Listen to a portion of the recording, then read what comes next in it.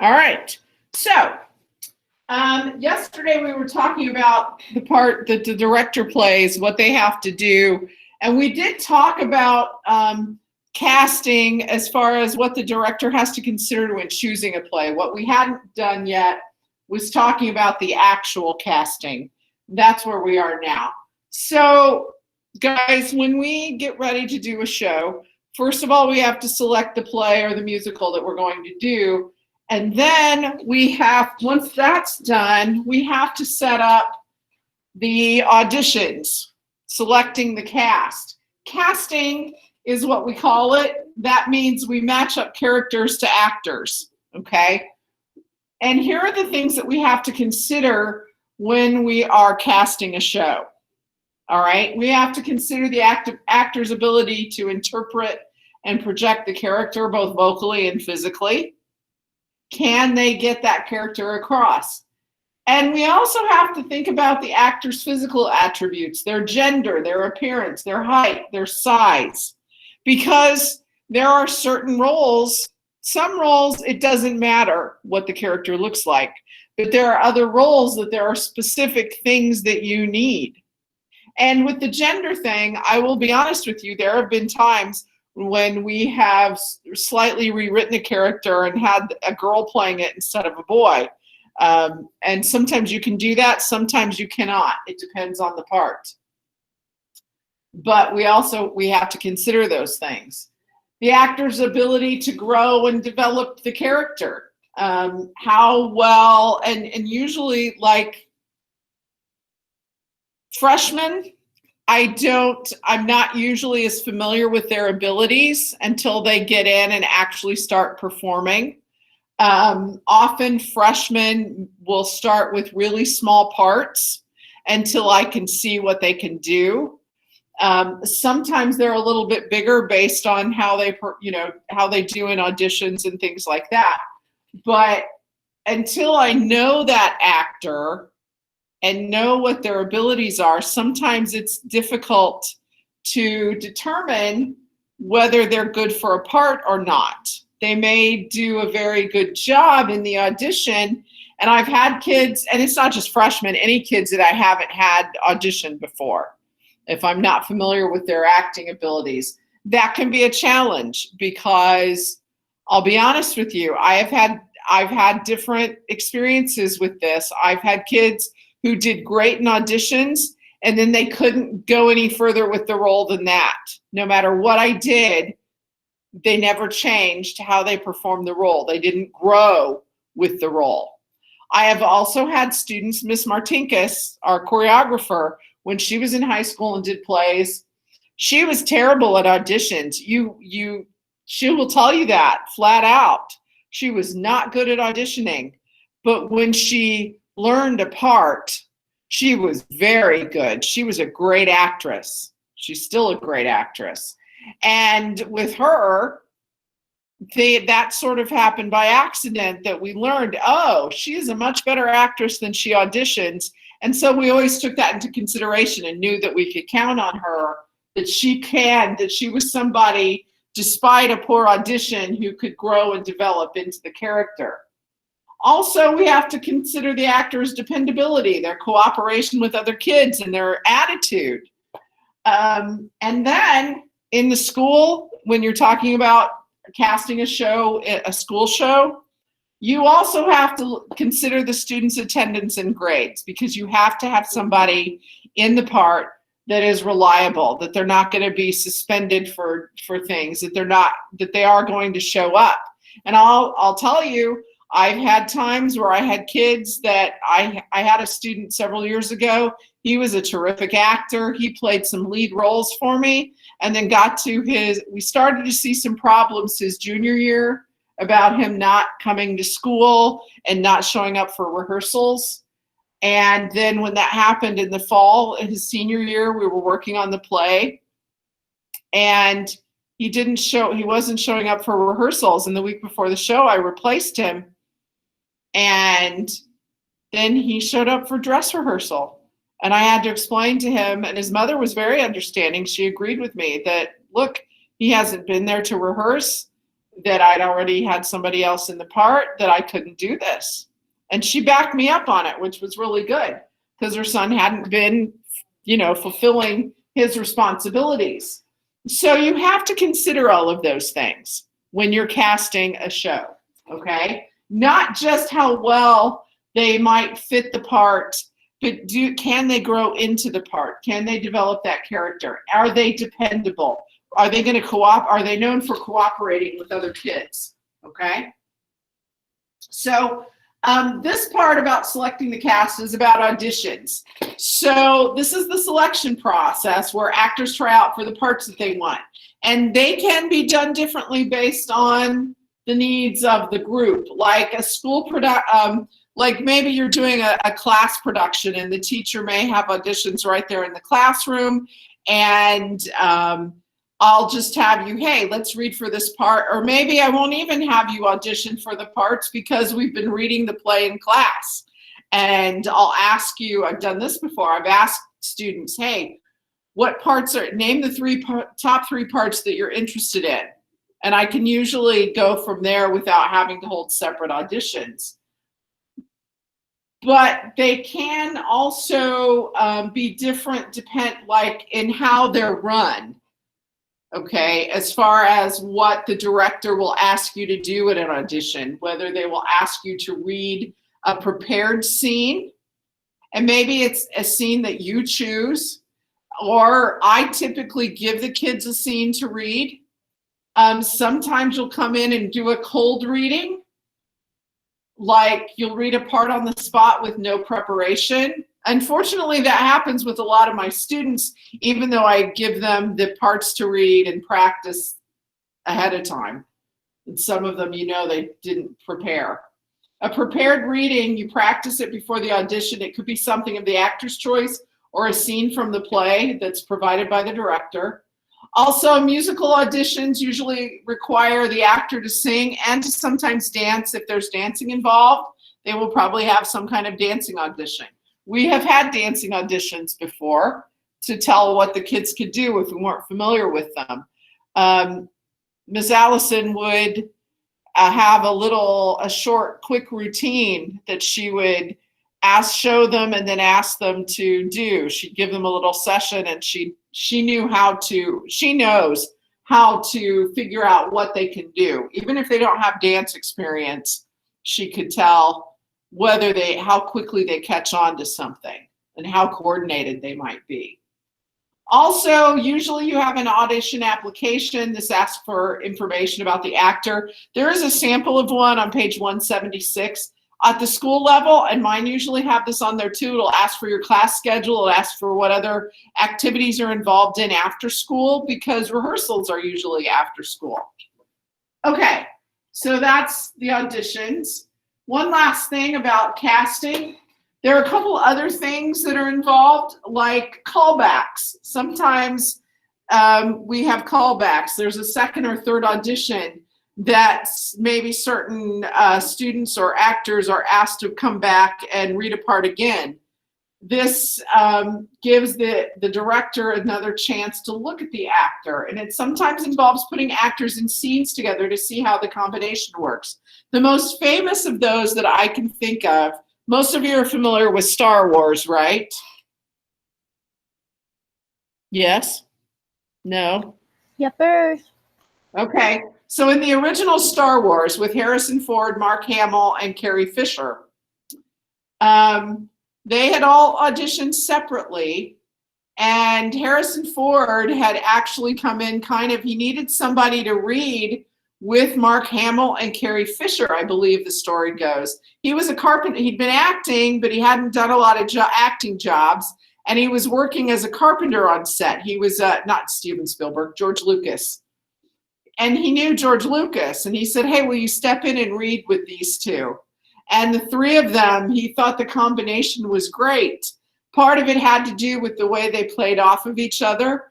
Part of it may have had to do with their heights, because Harrison Ford is taller than Mark Hamill, and he was supposed to be the older, more mature character member of the group, and that kind of thing. And they fit well together. Okay, so those kinds of things, grouping an actor and an actress together, or I can think of another one, the Twilight movies. I believe that the first director of the first movie, she had already cast Kristen Stewart in the role of Bella. She was having difficulty casting the part of Edward.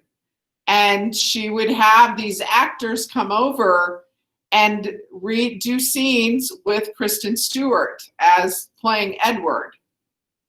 You know, and when she'd gone through quite a few of them, and she finally had Robert Pattinson read with her and do several scenes with her, and really liked the combination of the two of them. Not just, part of it was how he played the role at the audition, part of it was how the two of them interacted. Okay, and so usually that's what will happen. An understudy, that's an actor who attends all the rehearsals and is prepared to take a role if needed. We usually don't have understudies. What has happened in the past, if I had some people like in a smaller role that they'd been at all the rehearsals and everything, and something happened and somebody dropped out, or I had, Senor Heiss one time. I think he was a freshman, and he worked in the tech booth, and one of the boys a week before the performance broke his leg. And Senor Heiss had been in the tech booth for all the rehearsals. And so I asked him if he could do the fill in and play the part. Pretty sure I think it was his freshman year. It may have been his sophomore year. But he filled in a role. Similar thing happened with Miss Martinkus when we learned that she was a really good actress. She was working in the tech booth, and it was the first time we did Seussical. It was for our musical. And I had to it was before that. It was in the fall that year. She was a sophomore, and we were doing the play Our Town, and there's a role of the narrator. She was working in the tech booth. My narrator, something happened, and the narrator fell out of the show. And I ended up taking over the part about halfway through, and she did a terrific job. And that's when I learned that she was a very good actress, because she fell into a role when I needed her to replace someone. So we don't technically assign understudies, but in some ways we've had them. Okay, so we're going to talk about the rehearsal process now. So guys, rehearsals are preparation sessions for the production, and there are different types. Now, I typically don't label them when I set up a schedule, but you will find, pretty much except a costume parade, you will find pretty much all of these things in the rehearsals that we do for a show. I just don't necessarily label them like this. The first type, and they go in order starting in the left-hand column. A reading rehearsal, we call it a read-through. Blocking rehearsals, developing rehearsals, line checks, run-throughs, polishing, technical rehearsals, a costume parade, and dress rehearsals. Okay, so reading rehearsals, this is the first rehearsal after a show is cast. It could be the first few, sometimes takes a few. It's informal. Usually the cast sits around in a circle around the table, hopefully. There's time to provide information about the schedule, description of the characters, the theme of the play, introduce everyone, general announcements about it. The main purpose is for the cast to read the play aloud and start to get a feel for the whole story. It can take several rehearsals depending on the show, and often the director will discuss sets and costuming and character development and all of those things. But that is a reading rehearsal. So you sit around and you're reading the part. You start to get to know the story. The next one are blocking rehearsals. Blocking rehearsals usually take quite a bit. You'll have a couple of weeks of blocking rehearsals. Sometimes you're changing things later too, and we'll talk about that. But these rehearsals are about blocking out the movement of the actors during each scene, their exits, their entrances, any movement they make on stage, And its purpose, because movement always has a purpose, okay? Typically what we'll start with are, we may not have all the set props and furniture, and we might mark on the floor, okay, this is the doorway we're going to use, because maybe the sets aren't done. Usually they're not done until later into the rehearsal schedule. And instead of a sofa, we set up a line of chairs, or this is where the table's gonna be. And we often will use these things during blocking rehearsals, and then as we go along in them, then we'll get other pieces of the sets in place that they can start practicing with too, okay? But, you know, your movement has a purpose, and so we have to do these blocking rehearsals, not just to say, hey, this is where you're gonna enter from and this is where you're gonna exit from, but at this line, you're gonna go sit on this sofa, or you're going to turn to this character, and things like that, okay? Line rehearsals, these usually happen, you know, at least a few, 3 or 4 weeks into the show. They also are referred to as line checks. The purpose is to make sure all the actors have memorized their lines. It's also called being off book. And I usually tell the kids no scripts at this point, but I could also say, I could use the term off book. We're going off book at this point. Usually you would sit in a circle like a reading rehearsal and run through the show without movement.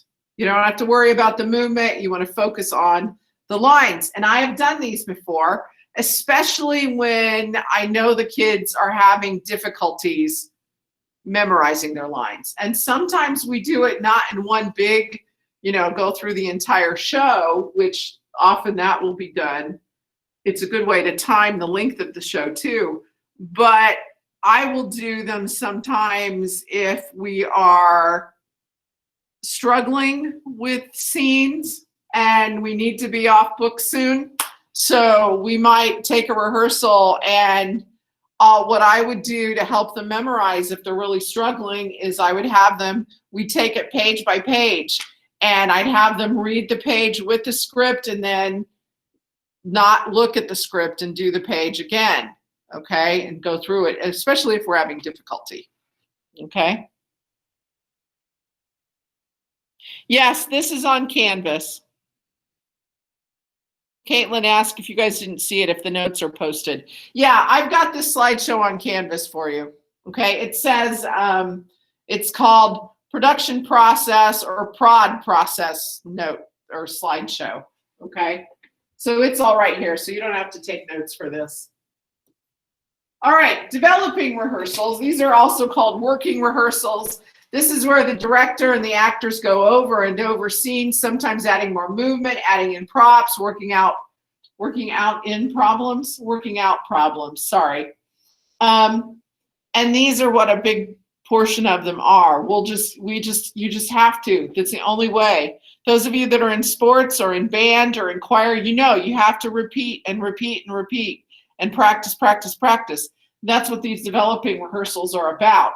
It's often when I will call in, I might say, hey, we're going to be working on scene 1 and scene 2 of act 3, okay? And I only want those actors there so that you can focus. You can also help them develop their characters too, and, you know, work on their movement and all of that, but you're focusing in on smaller groups and on small scenes. And typically on a rehearsal schedule, I will say either I'll call in certain actors or I'll break it down into scenes and say, hey, tonight, this rehearsal, we're working on scenes 1, 2, and 7, okay? And I try to group them by the people that are in them usually, so that I have maybe the same small group of kids that are in one scene or several scenes together working there. All right, and then run-throughs. These are rehearsals without stops. They're done near the end of the schedule, about 2 weeks before a performance is what they recommend. I will tell you, in my experience, we don't usually get those. We might be able to run through the one act or the other act, and I end up setting the schedule up that way. So, hey, this night we're just running through act 1, and this night we're running through act 2.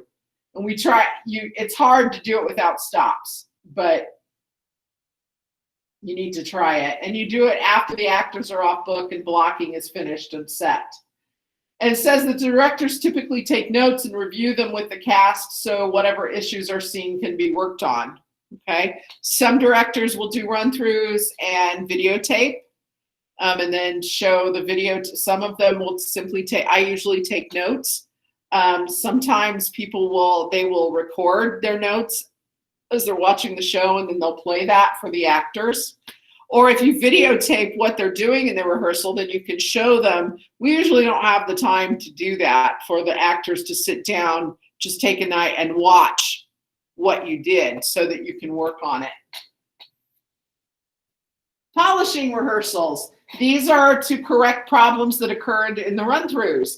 This is where the actors fine-tune their characters. There's voice projection and work on picking up cues, okay? You got to pick up your cues. You need to be listening for when and being ready for your cue that you go on to the next part. It's typically where you stop and start to work on problem areas, okay? I know I'm going through this fast, but there's a lot of it. Technical rehearsals. These are rehearsals that are focused on set changes, lighting and sound cues, special effects, music, all of that stuff. And this is where your light people and your sound people, they'll run through it. And it's good if you can typically do at least one or two runs with just your tech and stage crews without the actors so they can run through the set scene changes and everything. And I know Mr. Phipps usually works with those guys, and they will, I know the last few years they've taken the time to run through their scene changes without us. And I know I have a niece, my oldest niece out in Maryland. She was always worked on the stage crew when she was in high school. She didn't like performing, but she liked working in the theater, and she's a very, very organized person, and she was the stage manager her senior year for their productions. And you know, one of the things that she practiced with her stage crew was running the sets off and on and setting them up so they got faster and faster and could do it just like that and not be thinking too hard about, oh my gosh, what do we need here and where do we put this? And that's the best way to run a show if you've got that going. All right, and then they talk about a costume parade where it's an informal modeling of all the costumes under the stage lights. We typically don't have everybody dress up at once and do a parade of it under the lights. What we often will do is have a few people, hey, let me see what it looks like under here. This says they usually do it a week before the show to give time to the costume crew to make changes. You can also use that time to rehearse your curtain call so that they're used to their costumes and doing all of that. And then dress rehearsals. These are a rehearsal conducted as if it were the actual performance in full costume. And we typically run 2 dress rehearsals, one with costumes and makeup and one in just costumes. We don't usually do full makeup for both. Typically, you can run 2 to 3 dress rehearsals, but the kids need to be familiar with putting on those costumes and how they feel and things like that. And then actor etiquette, there are rules for behavior. There is a full list on page 178 if you want to take a look at that. Basically, a lot of it is make sure that you're always there. You don't just blow off a rehearsal because you're blowing off a rehearsal.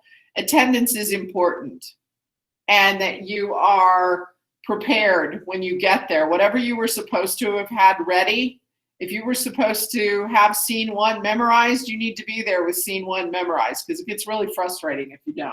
So there are several, I didn't type them in because there were lots of them. You can take a look at them. Okay, so we're going to talk about the performance too. Before, after, and any closing traditions.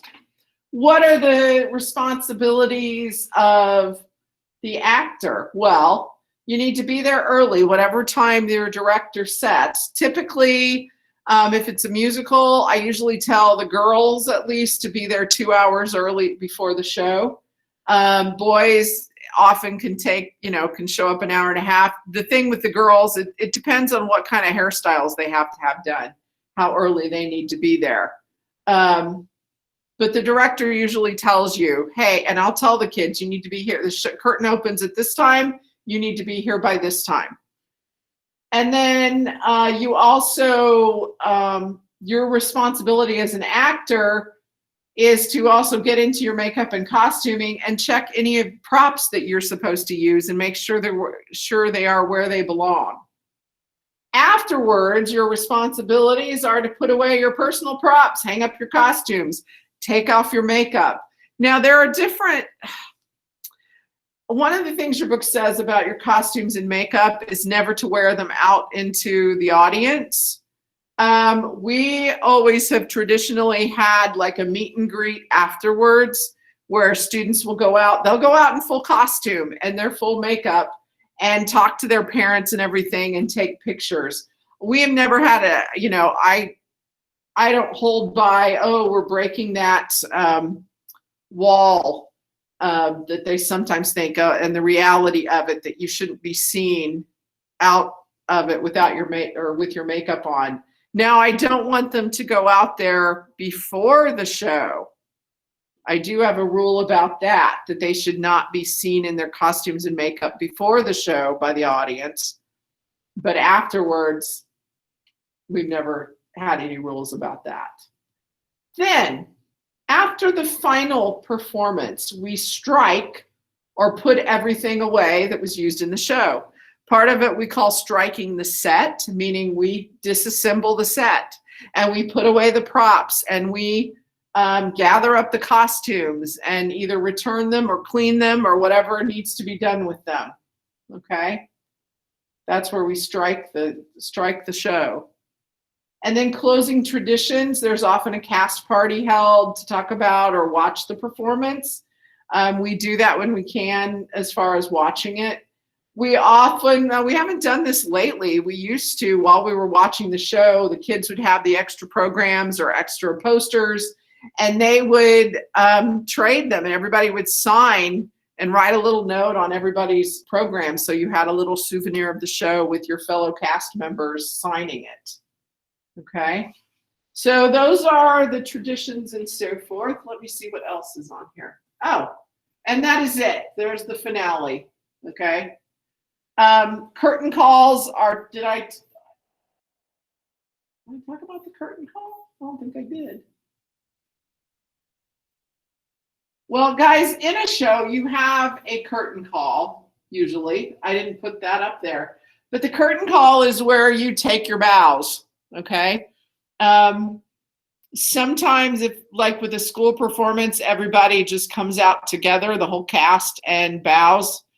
And if for public performances in the evening, we typically will send you out in groups, starting with like the chorus members or the smaller roles and ending with the main parts. And then everybody takes a bow, takes some bows together, and we acknowledge the lighting people and sound and all of that. Okay, I know I went through that kind of quickly. What time is it? 2:43. I guess it's almost time to go. Okay, I do have another set of questions for you. It says production process questions 2. Okay. Now, the other thing I wanted to talk about here for just a couple of minutes, I want you to think about these.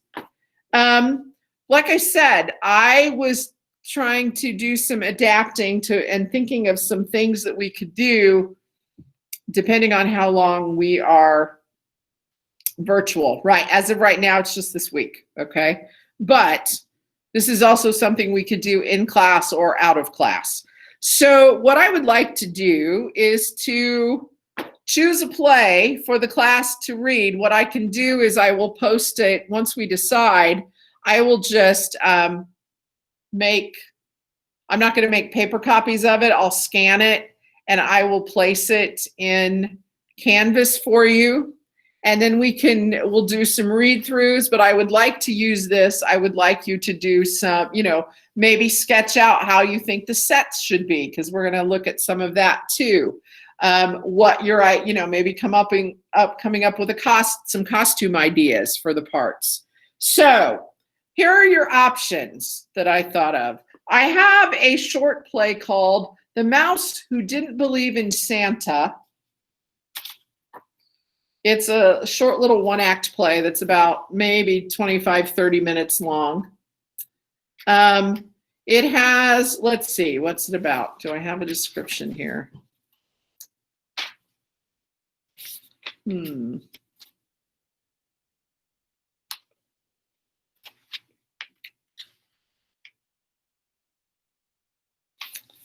Well, we have Squeak Nibble, a naughty little girl mouse, Sniff Whiskers, a lively little boy mouse, Velvet Paws, a good little girl mouse, Trip Along, the baby of the family, Mama Mouse, their worried mother, Pete, the piratical cat, Mr. Clock in the corner, Santa Claus himself, and extra mice if desired. So there's only like 8 speaking parts and then extra mice. Okay, that's a short little play. The setting is the living room of the family in the house, and it's the present, and it is Christmas Eve. Then I have a play version, it's a shorter version of The Jungle Book.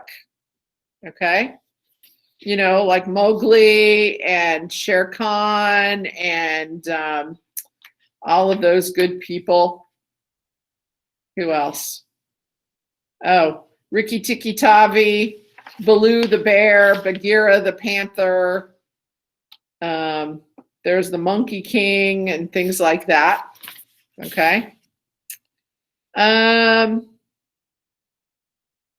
You want to be Pete or the bear? Who's Pete? I also have a play, a one-act comedy called Hood of Sherwood.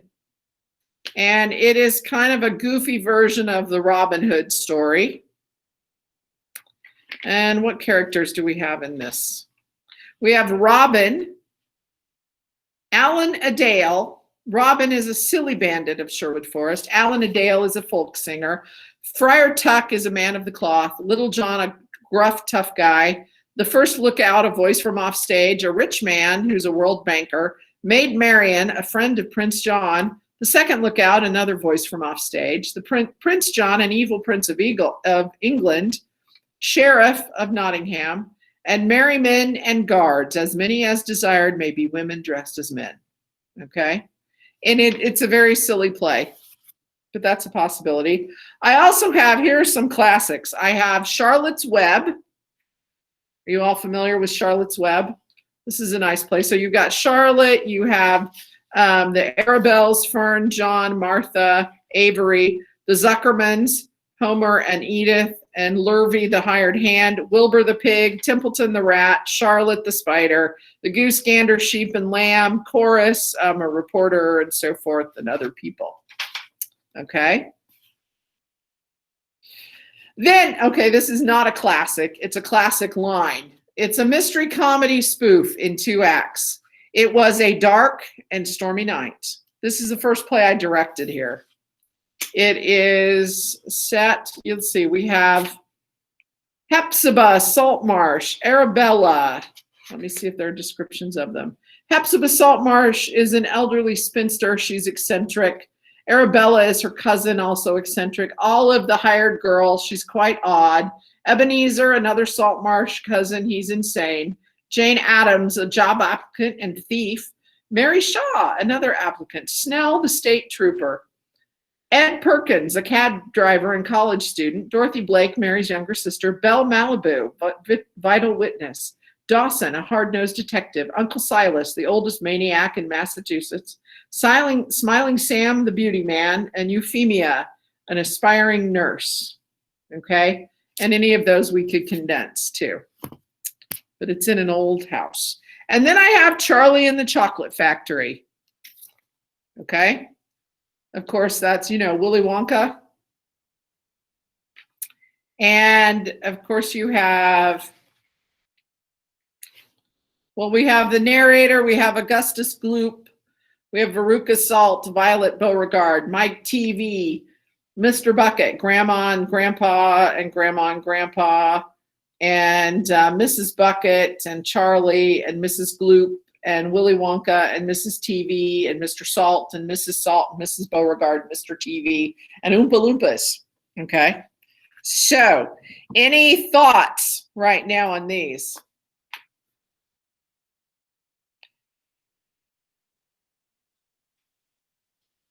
Any ideas, guys? Suggestions? What do you like?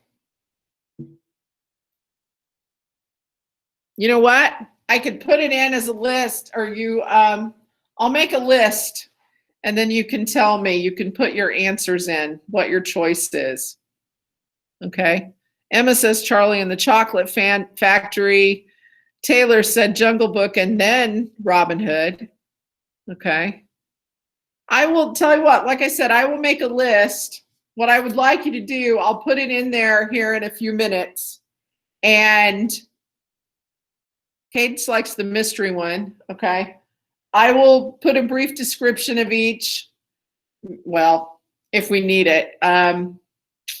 And then you can tell me, I'd like you to tell me by 8 o'clock tomorrow morning. Okay. And I'll take a poll here. So by 8 o'clock tomorrow morning, tell me which one you would like to do. Just put it into the text box and I'll take a number there. Okay? All right. Listen, go ahead and do those questions. We only have 4 minutes left. I'll put this in and you can tell me which one you want. I will put it on Canvas, yes. And there are questions on Canvas. I don't know which you were asking about, but I will put this in. I'll put it in as class play choices. Okay, that's what I will call it.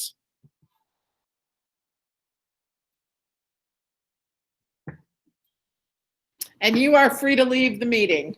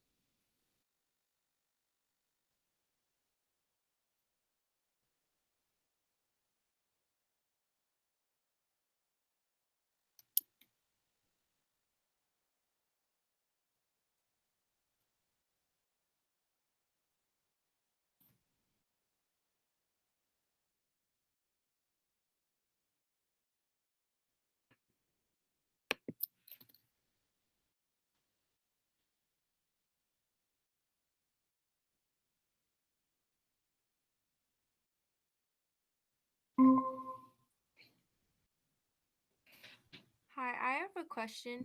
Yep. On number 5, when it says the striking the show, did you mean that as the same way as when you said like striking the set, like after the show? Yes. So like cleaning off the stage and everything? Yep. Oh, okay. Thank you. Yep. No problem. Bye. Bye.